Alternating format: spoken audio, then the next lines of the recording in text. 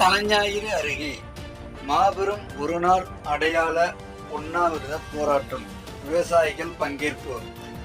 நாகப்பட்டினம் மாவட்டம் வேதாரண்யம் அருகே உள்ள விவசாயபுரம் ஊராட்சியில் சாக்கை முனீஸ்வரன் கோவிலுக்கு பின்புறமாக தனிநபர் ஒருவருக்காக 100 நாள் வேலை திட்டத்தின் கீழ் மக்களுடைய வரி பணம் ரூபாய் 7.5 லட்சம் செலவில் ஊராட்சி நிர்வாகம் பாலம் அமைத்து தருவதை கண்டித்தும் அந்த பாலத்தை முனீஸ்வரன் கோவிலுக்கு முன்பாக விவசாயிகள் பயன்பெறும் வகையில் அமைத்து தர வேண்டி மாபெரும் அடையாள உண்ணாவிரத போராட்டம் விவசாயி அஞ்சப்பன் தலைமையில் நடைபெற்றது.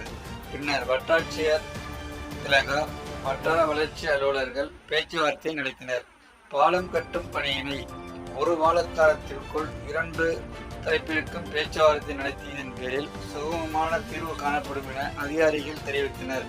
அதன் பிறகு உண்ணாவிரத போராட்டம் வாபஸ் பெறப்பட்டது. கூட்டம் விவசாயிகள் கலைந்து சென்றனர்.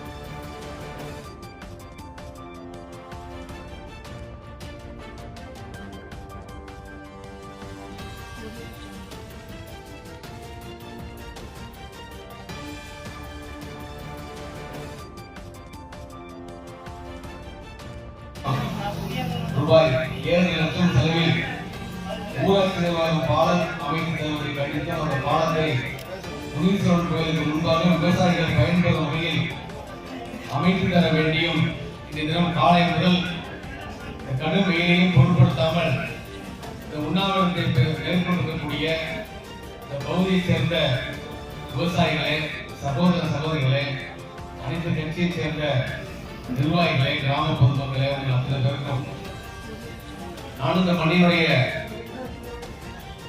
மண்ணை சேர்ந்தவன் என்ற வகையிலே முதற்கவர்களுக்கெல்லாம் வணக்கத்தை தெரிவித்துக் கொள்ள கடமைப்பட்டிருக்கிறேன்.